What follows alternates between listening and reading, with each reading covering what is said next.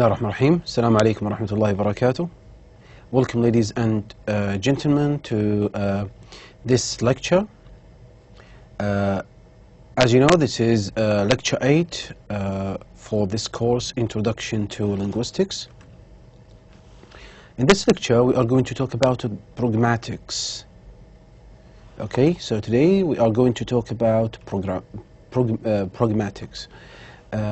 Let's start by defining the term pragmatics. What does it mean and what does it involve? So the meaning of pragmatics refers to the study of what speakers mean or speaker meaning. The study of invisible meaning, or how we recognize what is meant even when it's not actually said or written. So it's about discovering something that is hidden. It's about discovering something that is not in, that's not so apparent. So it's about discovering something that's beyond what is seen. It's beyond meanings. That's what we mean by pragmatics. Communication depends on not only recognizing the meaning of words in an utterance, but also recognizing what speakers mean by their utterances. And some of the meaning sometimes may imply something that is hidden. So human beings or speakers, generally speaking, need to figure out the meaning or the things that beyond the words, not only the utterances.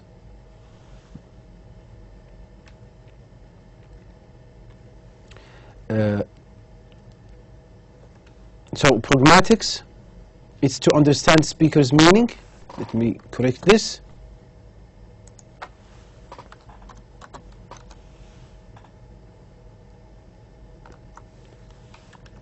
Sorry for this. So pragmatics is to understand the speaker's meaning, and I should underline the word meaning. So pragmatics is always deals with meaning. Okay? So pragmatics is to understand the speaker's meaning.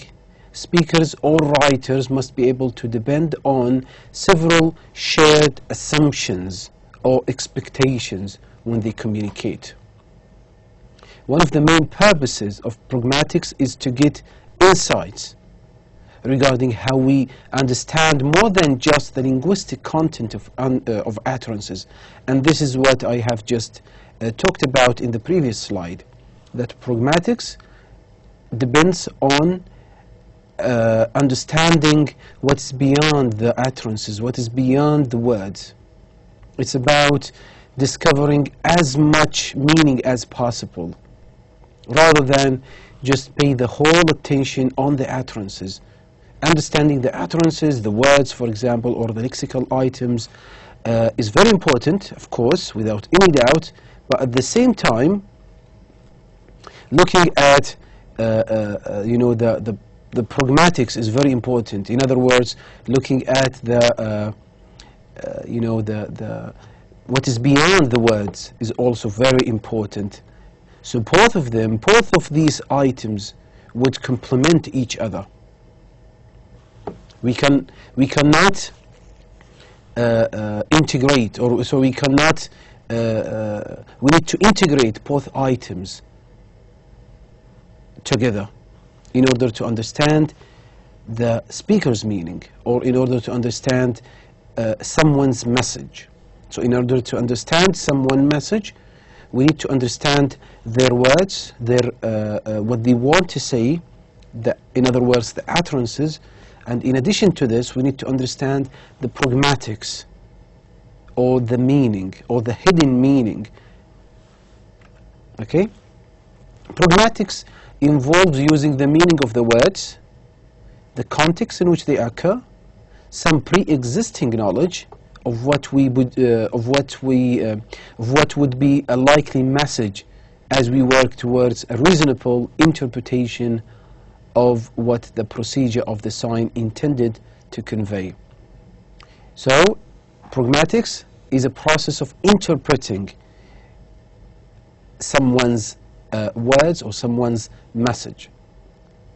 It's a combination of understanding what we read and hear. This is a very important.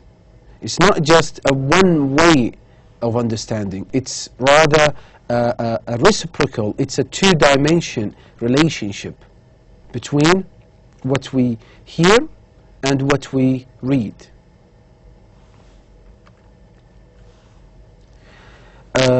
Now I come to the topic of context, which is a very important a component of pragmatics. As you know, pragmatics always influenced by context, because based on context we can, the context determines a lot, or determines pragmatics. In other words, pragmatics is influenced by context. And there are two types of context. We have what is known as physical context and the linguistic context. The physical context indicates the location. The word physical indicates a space, indicates a location. So physical context indicates the location where we meet or encounter words and phrases such as the word bank, for example. So when I say a word like bank on a wall building, the first thing that will come to my mind that this is a financial building, or this is an institution, not other meanings for the word bank. Okay? So, because of the context has helped me or has assisted me to figure out the meaning of this word. Because when I say the word bank, this would, the word bank has more than one meaning. Okay? But when as you see here in this slide, when I see it on a wall building, this is a clear message that this is a financial institution rather than the other meanings of the word bank. So we call this physical context. The second type of context is called linguistic context, which is known as co-text or co-text. So what does it mean?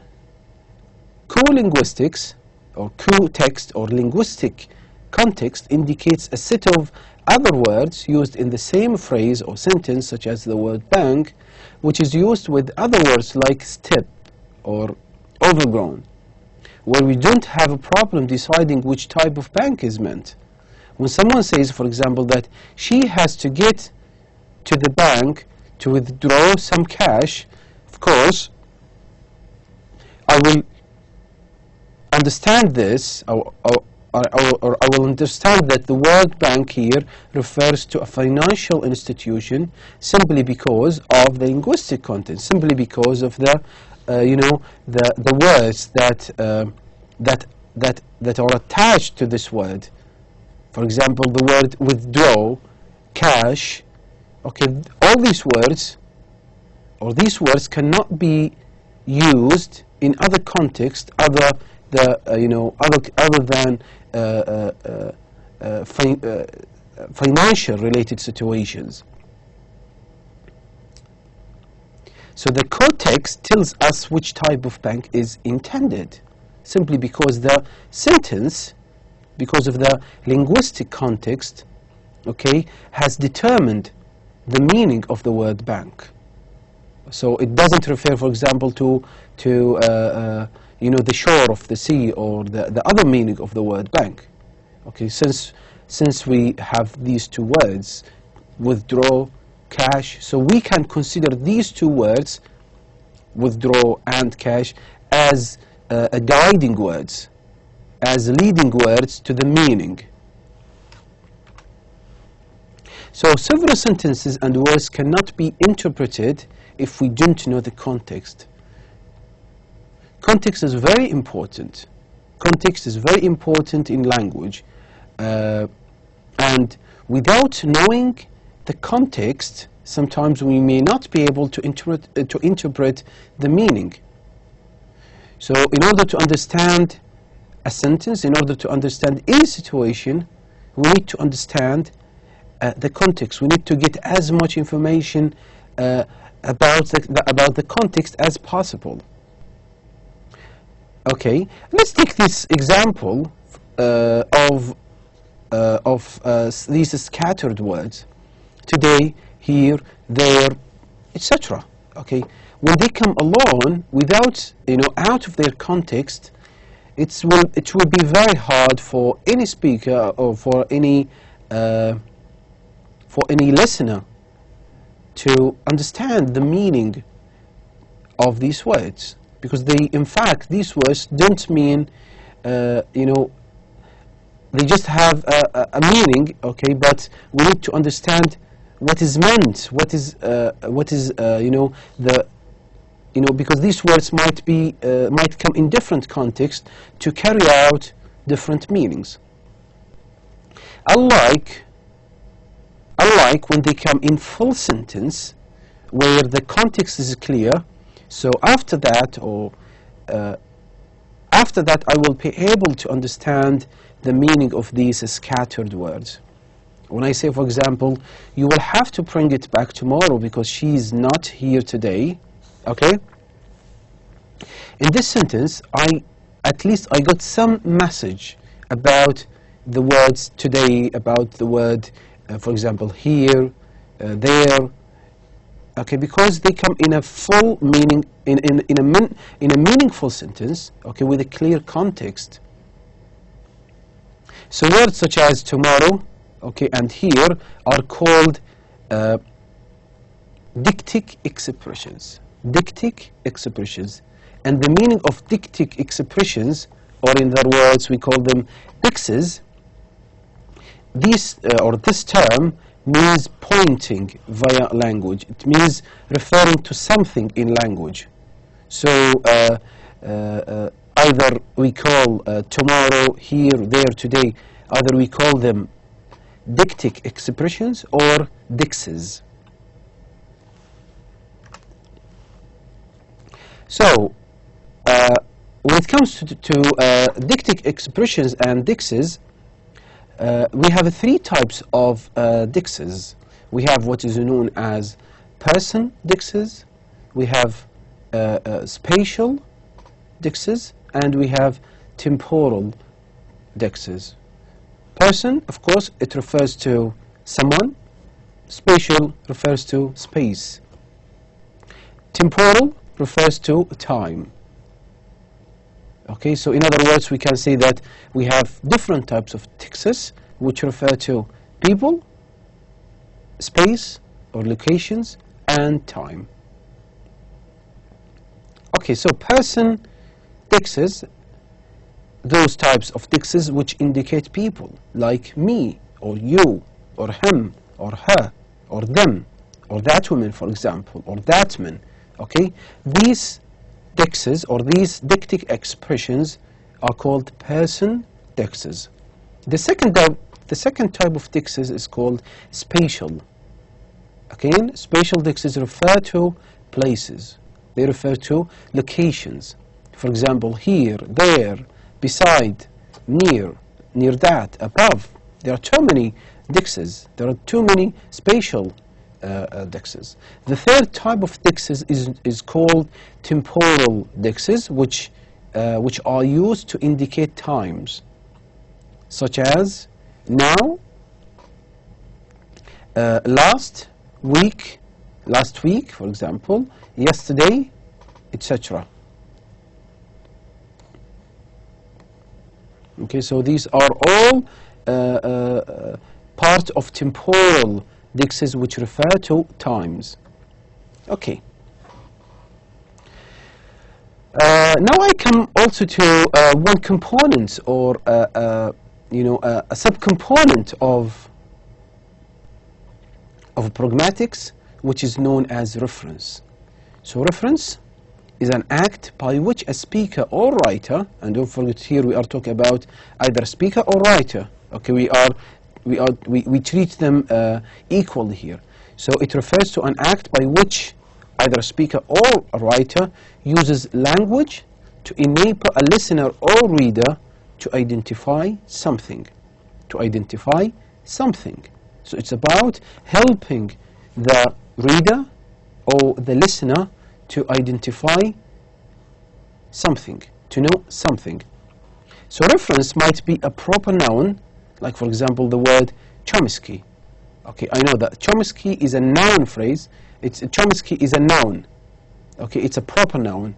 Or when I say my friend, okay, this will help me. This reference, okay, is clear that this is a noun phrase. Same thing with the word he. This is a pronoun. Okay, so when I say Chomsky, okay, this is a proper noun. The reference is proper noun. My friend, it's a noun phrase. He, this is also a pronoun. So such words are called references. Okay, to indicate or to help the listener or the reader to identify something. Each word or phrase has a range of reference. For example, when you say he, this pronoun can be used to refer to many entities in the world. So when I say he, okay, this word, okay, or this pronoun might refer to, to someone, okay, to a range of people. Okay, I know that he must be a male, okay, or an animate object, okay, but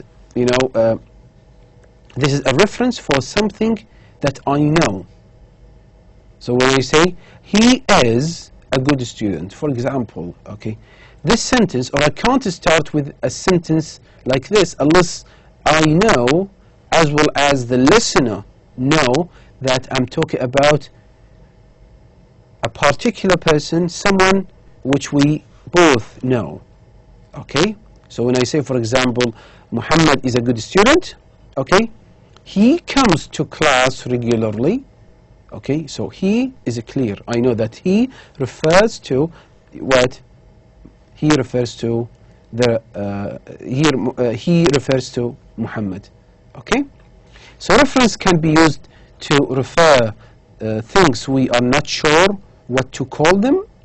So when I say the blue thing, or when you say a man who always drove his motorcycle fast and loud, was locally referred to Mr. Kawasaki. So in this case, in this example, a brand name which is Kawasaki was given for a motorcycle which is being used to refer to a person, not a thing. So sometimes a reference can be used for things which we are not sure what they are called. Okay, so the blue thing, it refers to something which I don't know what is this called, okay, and that's why I gave it this description of being blue. Okay, within reference, we can classify references into some types or some categories of references. We have what is known as inference, we have anaphora, and we have presupposition. Now I'm going to explain and talk about each one of them in detail, with, of course, with giving them in a brief elaboration. So the first subcategory or element of reference is known as inference. Inference is a process that we can use names associated with things to refer to people, and use names of people to refer to things. It's a connection between what is said and what must be meant. So this is a kind of a connection between what someone say and what he or she mean. Okay, there must be a correlation, there must be a connection in terms of meaning. It will be illogical okay, it will be impossible to talk about or to say something, okay, and in order to refer to, you know, irrelevant meaning, for example. So both are very important. We need to find this connection between what is said and what must be meant. So that's inference. The second type of inference is known as anaphora. We make a distinction between how we introduce a new reference and how we refer back to them. So, for example, I might have a new referent, which is a puppy, a small, you know, a small dog. And when I refer back to them, okay, I might say either I might use the article the or the pronoun it.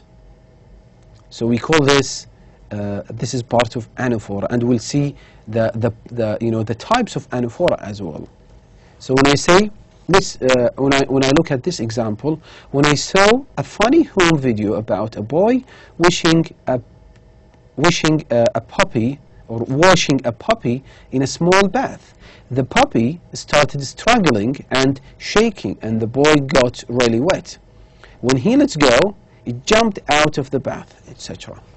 So this is an interesting story, okay? And in this sentence, we have a number of what is known as you know, we have a number of examples of anaphora.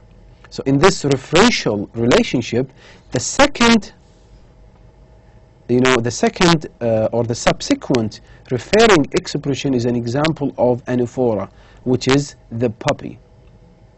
The first mention is called antecedent, which is a puppy. Okay?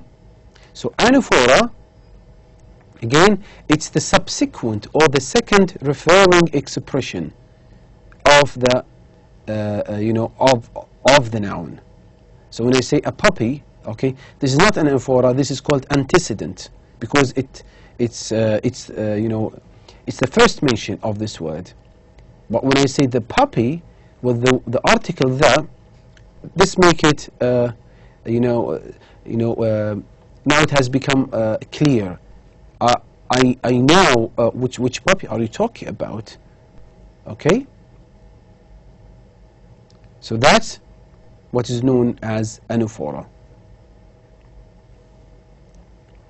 So a puppy and a small bath are both antecedents, and the puppy and the bath are anaphoric expressions because they were already mentioned before.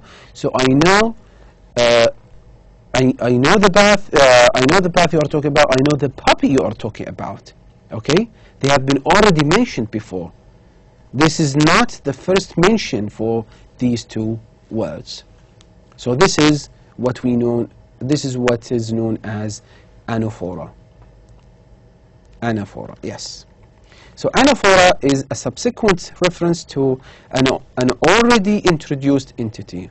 So we can consider this as a definition for the term anaphora, which is a component, or which is a type of reference.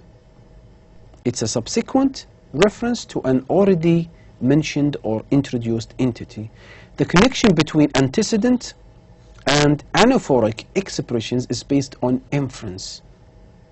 As in the following example, I got on a bus and asked the driver if it went near the downtown area.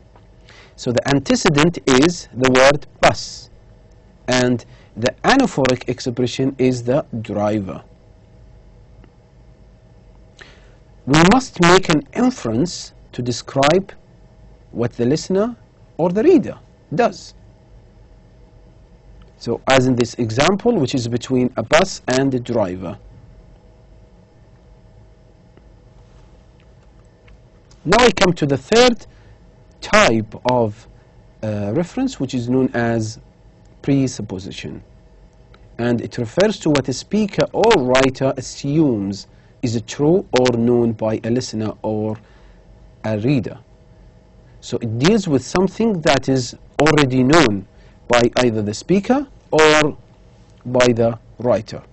So when we use a referring expressions like this, or he, or she, or Jennifer, or whatever, we usually assume that our listeners or our readers can recognize which referent is intended, because there is a presumption, there is a previous knowledge about those referring, or about those words, or about these. They have at least some previous assumptions about what I'm talking about. So, for example, when I say, "Why did you come late?" there is a presupposition here that I arrived late.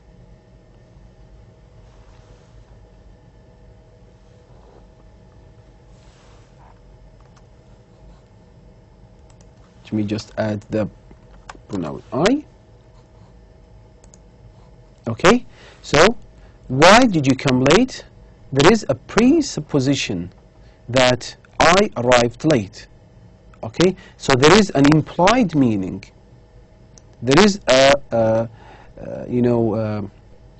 there is assumption here, which is known, which is familiar to the listener as well as to the reader. So in presupposition, there is what is called constancy under negation test for identifying a presupposition. For example, a sentence like, "I used to regret marrying him, but I don't regret marrying him now." This presupposition, okay, which is I married him, okay, remains constant, even though the verb regret changes from being affirmative to negative. Okay, so there is something familiar. There is something which I, as a speaker, and you, as a listener, okay, know. Okay, let's come to the next topic, which is also considered as part of pragmatics, which is very, very important, which is called speech acts. So speech act describes actions such as requesting, commanding, questioning, informing. All these types of actions are part of what is known as speech acts. Requesting means asking, commanding, giving orders, questioning means making questions, informing, telling someone about something. So speech act is the action performed by a speaker with an utterance. When I say, for example, "I will be there at 6 o'clock, in this, you are not just speaking, but you are performing the speech act of promising. When you say, "I will come at 6 o'clock, in fact, this is this is a promise. You give someone a promise. So you are performing a speech act of promising someone that you will come at this time. Not 7 or 5 or 10 or whatever. You will come at this particular time, at this time. Okay. So, in regard to speech acts, there are two types of speech act. We have what is known as direct speech acts and indirect speech acts. Direct speech acts happens when when an interrogative structure such as "did you" or "are there" or "can we" is used with the function of a question. Okay, so direct speech acts always come in interrogative with an interrogative structure. So the interrogative structure is used when we don't know something and we ask someone to provide or to help us to find the information. The second type of speech act is known as indirect speech acts. When we don't ask a question about something, but rather use it to make a request, okay, this is known as indirect So for example, when someone says, you left the door open. Okay, this is a sentence which is a declarative sentence which would be used to make a statement. You probably want that person to close the door. That's the meaning of this sentence, okay? But sometimes indirect speech acts, okay, seem to be more polite than direct speech acts. So when you say, for example, could you please, or could you open that door for me? This is, this is indirect, okay, which is considered as more polite, okay, than direct speech. In other words, saying could you please do something is more polite than just saying open that door, for example, for me. Okay, and again, it depends on the culture. Okay, in some cultures and in societies, this form or this sentence, open the door for me, might not be considered as impolite way of speaking. Okay, so it depends on the cultural differences, which may differ from one culture to another. So politeness can be defined as showing awareness and consideration of another person's face. In pragmatics, the term face, okay, doesn't mean the face we know, but rather means your public self-image to the people, to the audience, for example. Okay, so it doesn't face, in pragmatics, the word face doesn't, in fact, or doesn't realistically refers to the physical face we know. Okay, but rather refers to the public self-image, how you look, to the public, or how you look in public. If you say something that threats another person's self-image, that's called a face-threatening act, such as when you say, "Give me that paper," okay, and when it's said by a military person, for example, this is considered as a face-threatening act. On the other hand, when the assumption of social power is removed, when there is no social power, if someone asks you, for example, by saying, "Could you please pass me that paper?" this request is much less threatening than the first request. So we consider this as a less threatening to other person's face, and this can be considered as face-saving act. Okay? So in the first sentence, okay, and when there is a social power, okay, and when someone asks you to do something, usually this request is accompanied or is accompanied by a face-threatening act. Whereas if someone asking you without owning or without having that social power, okay, of course this request will most likely be a face-saving act. In other words, it will be without threatening. Okay? In this regard, we have what is known as negative and positive face. So types of face acts either a positive or negative face. For the negative face, it doesn't mean bad, okay, but it's just the opposite of positive. It's just the opposite of positive. Negative face refers to the need to be independent, to be free from any, from imposition, from, for example, from doing compulsory things. Positive phase, on the other hand, refers to the need to be connected, to belong, to be a member of the group. Okay? So that's the difference between the two face acts, the negative face and the positive face. So the negative face and the positive face.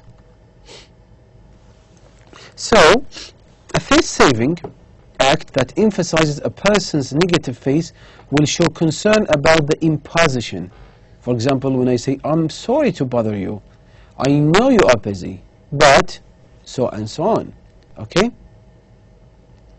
Whereas a face-saving act that emphasizes a person's positive face will show solidarity and draw attention to a common goal. For example, let's do this together without showing any